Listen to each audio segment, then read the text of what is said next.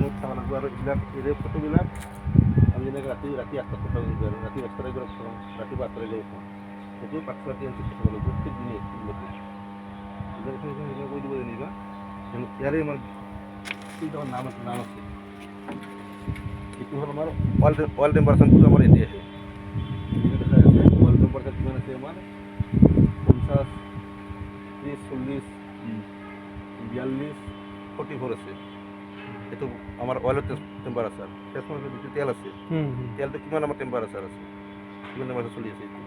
এইটো হ'ল আমাৰ ৱেণ্ডিং টেম্পাৰেচাৰ অইলৰ টেম্পাৰেচাৰটো কিমান আছে এইবিলাক যদি আমাৰ কমি কমি আহে পিছতটো ভাল হ'লে আমি জানিব লাগিব বোলে ইয়াৰ হয়তো ৱেণ্ডিঙৰ প্ৰব্লেম হৈছে হয়তো পিছতটো ভাল হ'লে জানিব লাগিব বোলে তেল ফিল্টাৰ কৰিব লগা হৈছে আমি ইয়াতে বস্তুবিলাকৰ যি আমি যে ফটো মাৰি থাকোঁ সেইবিলাকৰ পৰা অফিচাৰখিনি গম পাই থাকে যে ঠিকেই আছে ঠিকেই নাই যি বস্তু 3 টাইম ফটো মাৰিব লাগে না